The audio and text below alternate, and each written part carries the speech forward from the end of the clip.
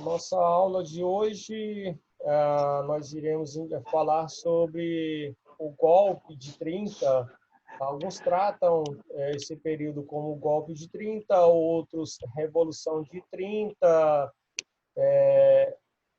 Cada um vai ter uma colocação, cada historiador vai ter um entendimento sobre esse período. Então, esse período, eu particularmente prefiro tratar como golpe.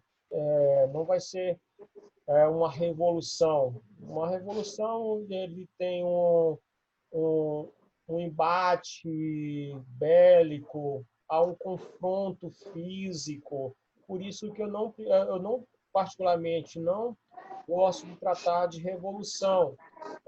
Foi mais um golpe do que ah, uma revolução. Nós lembramos lá da nossa aula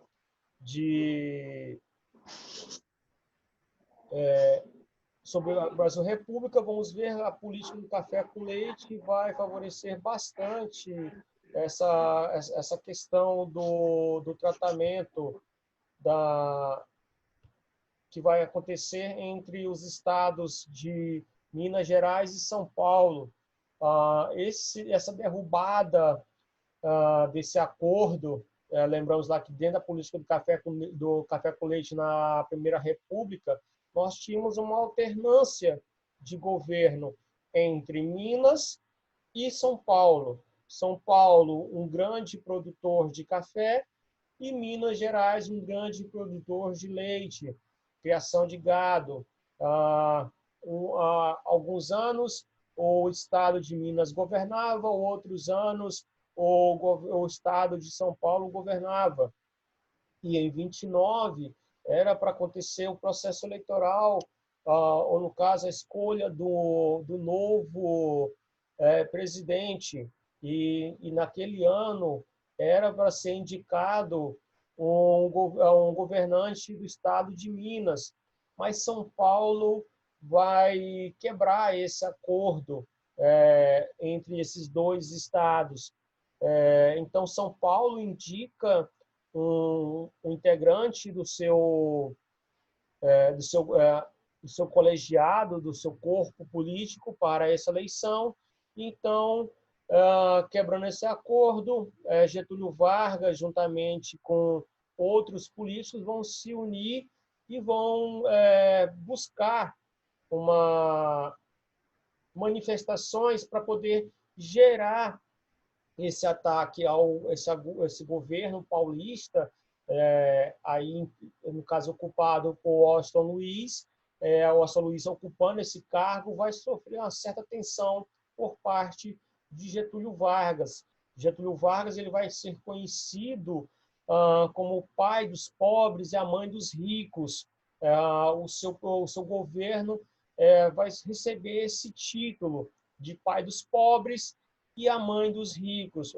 O Brasil vai ganhar uma outra cara dentro do governo de Getúlio Vargas. O Brasil vai começar a se industrializar, vai melhorar suas condições econômicas, impulsionada por esse novo processo que Getúlio Vargas vai tentar implementar, mas tentar resumir o governo, ou no caso a era Vargas, é um tanto complexa. Por que é complexo tentar caracterizar e resumir esse governo? Porque vão ter diferentes fases. Nós vamos ter 3 fases do governo de Getúlio Vargas, e entre essas 3 fases que vai ter o governo de Vargas, a era Vargas, vão ter várias características diferentes, ou, no caso, aspectos diferentes. Mas podemos destacar 3 desses principais características da era Vargas. A primeira característica seria a centralização do poder. Vargas vai centralizar, logo que assumir o poder, ele vai centralizar esse poder nas suas mãos, e também ele vai enfraquecer o legislativo, ele vai reforçar o poder do executivo e vai ficar mais evidente isso na terceira fase, que é o Estado Novo, algo que eu falei ontem lá dentro do salarazismo, dos governos dos regimes totalitários. Getúlio Vargas vai pegar, no caso, vai copiar algo que aconteceu ali em Portugal e vai implementar na terceira fase do seu governo, que é chamado de Estado Novo. Outra grande característica do governo de Getúlio Vargas ou da era Vargas vai ser a política trabalhista, ou também a política mais conhecida como a política populista, dentro da era Vargas, que, no caso, a política trabalhista empreendida por Getúlio Vargas, ele vai atuar na maneira de bem consistente no sentido de ampliar os benefícios trabalhistas, vai criar o Ministério do Trabalho, vai conceder direitos aos trabalhadores, vai ser uma forma de reforçar o seu poder e aproximar-se das massas. Por isso que eu coloquei que é uma política trabalhista e populista, porque ele, com essas ações trabalhistas, no caso, beneficiando o trabalhador com os direitos, ele vai aproximar-se desse trabalhador e vai ganhar um cunho popular, porque ele vai estar próximo às massas. Uma outra grande característica da era Vargas vai ser a propaganda política. Ele vai ressaltar bastante, durante todo o seu governo, as qualidades do governo. Ele não vai colocar nada que vai difamar ou vai trazer crítica a seus governos na sua propaganda. Ele vai sempre estar enaltecendo as qualidades do governo, que é uma marca forte do seu próprio governo. Dentro desse Estado de Vargas, durante o Estado Novo, ele vai criar o DIP, que é o Departamento de Imprensa e Propaganda, que ele também vai ressaltar bastante aonde que vai surgir dentro do rádio a Voz do Brasil. A Voz do Brasil vai ser aí pensada pelo o nosso grande camarada Getúlio Vargas, para disseminar bastante mais ainda a propaganda e as qualidades do seu governo. Uma outra característica, para finalizar essas características da era Vargas, será a capacidade de negociação política, uma capacidade de negociar com cargos políticos, negociar instituições do governo para políticos, para poder receber algumas vantagens. Então, acomodar os seus camaradas, aconchegar ali dentro do seu governo todos os seus aliados. Então, durante todo o governo de Vargas, ele sempre vai ter essa capacidade de conciliar os grupos opostos, ele vai estar sempre tentando não ter oposição, ele vai estar sempre buscar uma negociação com os seus opositores e com seus aliados, para poder não ter nenhuma grande dificuldade em gerir a nação brasileira. Então, ele vai agir dessa forma. Com essa postura, o Brasil vai, durante o período de Vargas, vai ser relacionado a um pensamento, ou, no caso, a uma regra dos governos de 30 até 60 na América, chamado dos governos populistas. Os governos populistas na América eles irão acontecer entre 1930 à década de 60.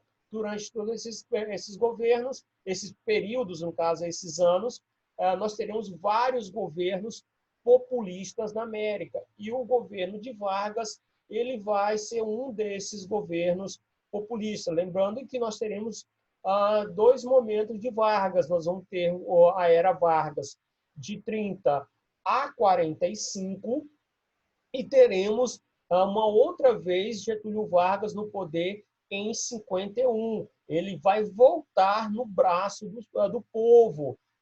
O povo vai pedir para ele sair e ele retorna em 51 no braço do povo de forma democrática, diferente dessa entrada dele aqui em 30. Em 30, ele vai chegar ao governo através de um golpe político. Ele vai destituir o Washington Luiz, juntamente com todos os seus aliados, vai destituir Washington Luiz, então assume o governo. Diferente o que vai acontecer com ele lá em 51, quando ele entra de forma democrática, eleito pelo povo. Diante dos aspectos de um governo populista, o governo Vargas vai ter a seguinte característica para entrar dentro desses governos populistas, que no caso é uma relação direta, não institucionalizada do líder com a massa. Uma característica de um governo populista é justamente isso, uma relação direta com não institucionalizada com as massas. Então, no caso, algo muito semelhante com hoje, que o líder do nosso Brasil, ele tem uma posição, uma relação direta com os seus correligionários, no caso, com os seus seguidores. Isso é uma prática de um governo populista, no caso, a relação direta entre o líder governamental não institucionalizado, não através de uma instituição, ele falando diretamente e em contato diretamente com os seus seguidores, com a massa popular. Uma outra característica de um governo populista é a defesa da união das massas, no caso, essa defesa que todos os cidadãos brasileiros eles devem se unir em prol de uma democracia, em prol de uma nação, enaltecendo uma característica de um governo fascista, que é o pensamento nacionalista.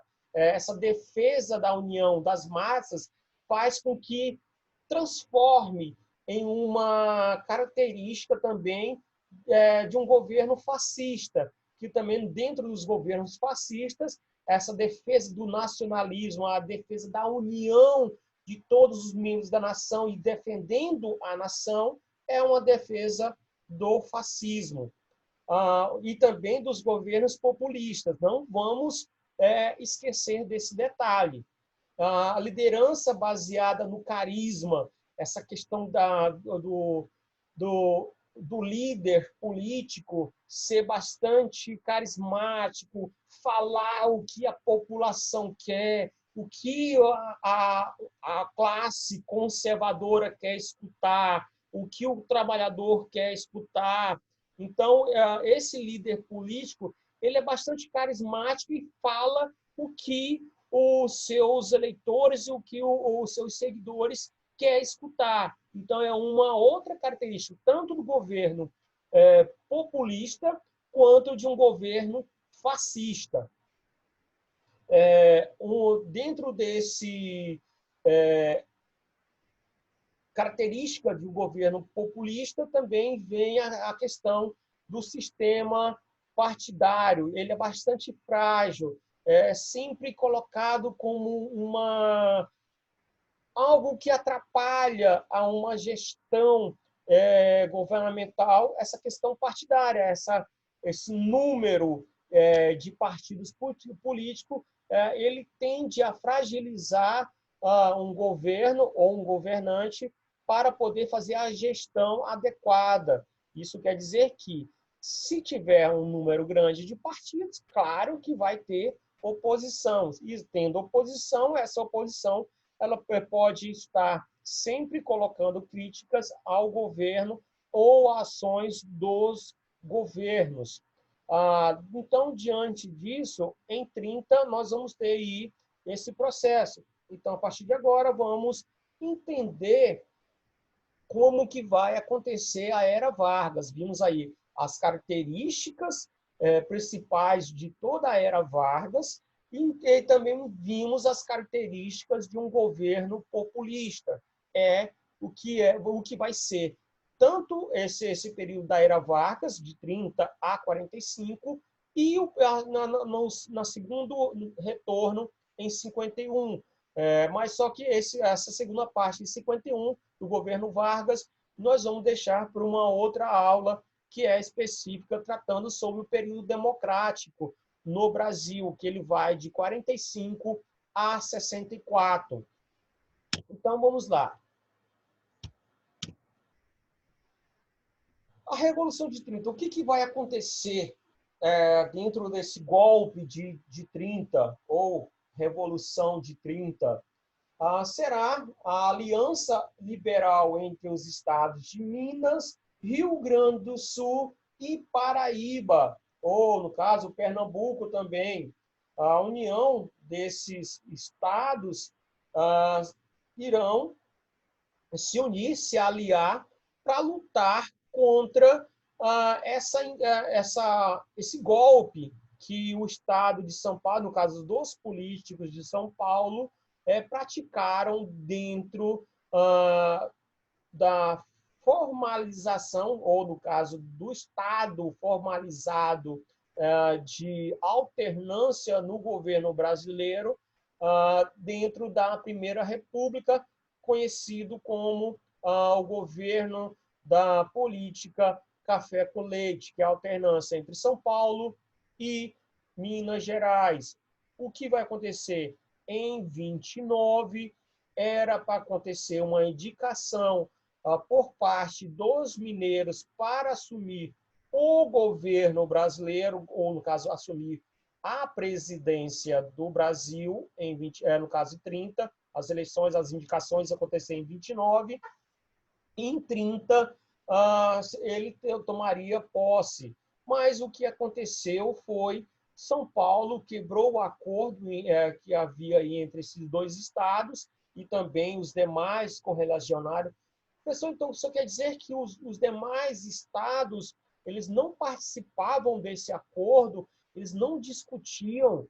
Lembre-se da nossa aula de Primeira República.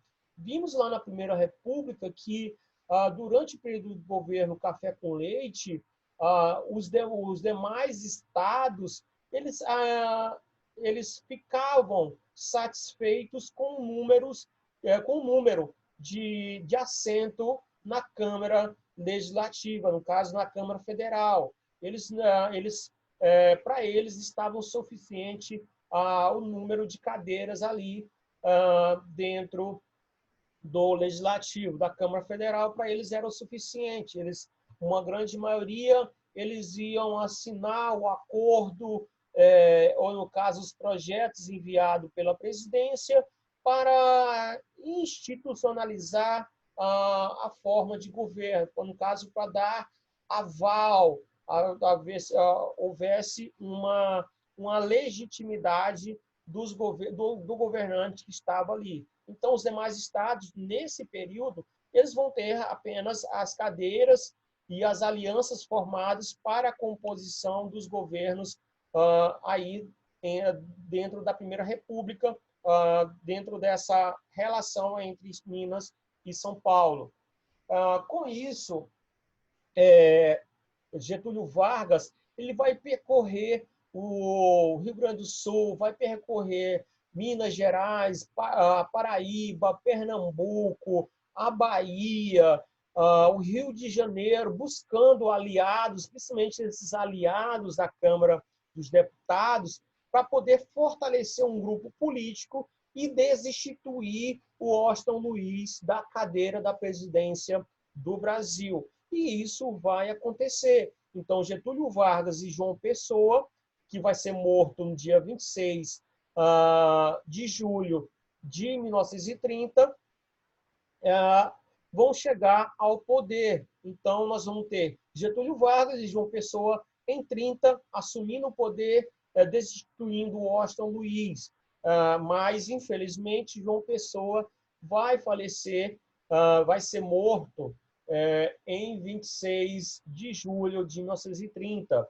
O Partido Republicano Paulista, liderado por Júlio Prestes, que vai ser o eleito no pleito de 29, houve um processo eleitoral, e, no caso, quem ganhou as eleições em 29 vai ser Júlio Prestes. Mas o próprio Estado de São Paulo vai dar um golpe em Júlio Prestes e vai colocar o Washington Luiz lá na cadeira. Mas Getúlio Vargas não quer Júlio Prestes assumindo essa cadeira. Ele tem a pretensão de chegar no poder. Mas como isso vai acontecer? Isso vai ser uma implosão no molde político durante toda a República. Ao longo da década de 20, inúmeras críticas vão acontecer ao sistema oligárquico que vai vigorar no nosso país. Principalmente o movimento tenentista vai trazer esse movimento de oposição a esse sistema oligárquico que nós conhecemos durante a Primeira República. Que, no caso, nas eleições de 29, a oligarquia mineira ela vai romper abertamente com a oligarquia paulista. Por quê? O presidente Washington Luiz recusou-se a indicar um candidato mineiro para concorrer ao cargo. A indicação para o presidente foi Júlio Prestes. Então, quem vai vencer o eleitorado, ou no caso a eleição, vai ser Júlio Prestes, porque foi um indicado do governo paulista. No caso, o Washington Luiz indica Júlio Prestes e assim assume poder. Mas Getúlio Vargas não quer isso, nem os aliados do Estado de Minas. Com isso, vai desagregar profundamente a oligarquia mineira, que, uma vez a atitude do presidente Washington Luiz rompendo o acordo entre as oligarquias, no caso, a oligarquia paulista e a oligarquia mineira, ou mais conhecido como a política do café com leite, vai conspirar contra o governo, aliando-se a Paraíba, ao Rio Grande do Sul, e vão colocar na presidência Getúlio Vargas. Essa aliança ela vai ser chamada de Aliança Liberal. Professor, o que aconteceria se eles não tivessem rompido o trato das oligarquias?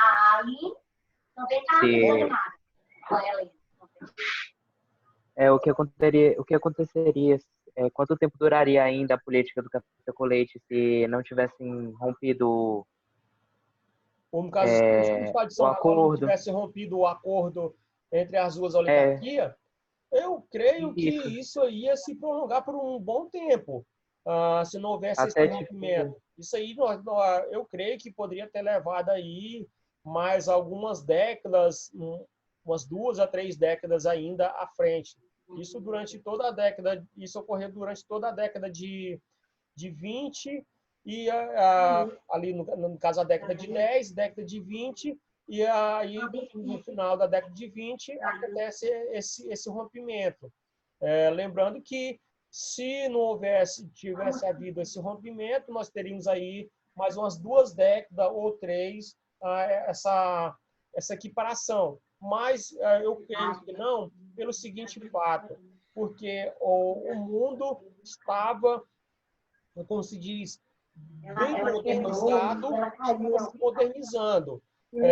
Se formos levar em consideração o que estava ocorrendo na Europa, a questão da industrialização bem avançada, a disputa imperialista que estava ocorrendo na Europa, que no caso já tinha acontecido a Primeira Guerra e já estava em iminência uma Segunda Guerra, devido aos fatos as arestas não aparadas da Primeira Guerra, nós poderíamos então ter um rompimento a qualquer momento. Apenas o Estado de São Paulo antecipou isso.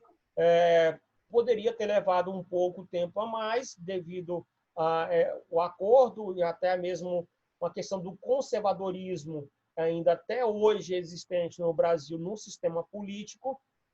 Isso poderia levar um bom tempo ainda para ser finalizado, mas só apenas o Estado de São Paulo antecipou esse rompimento, que poderia ter sido um pouco mais tardio se não houvesse a ambição por parte dos políticos do Estado de São Paulo, até mesmo porque o Estado de São Paulo, nesse período, na década de 20, já havia uma certa industrialização e a economia do Brasil, querendo ou não, ela já estava centralizada na região sudeste, na região ali de São Paulo e Minas.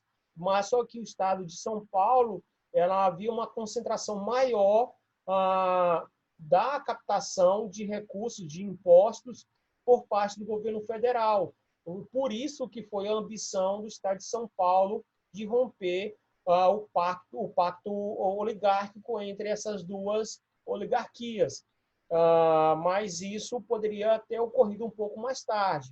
Mas devido aos fatos que estavam ocorrendo em outras regiões do mundo, isso o Estado de São Paulo apenas antecipou os fatos para poder ter uma maior gestão dessa economia, a minha visão.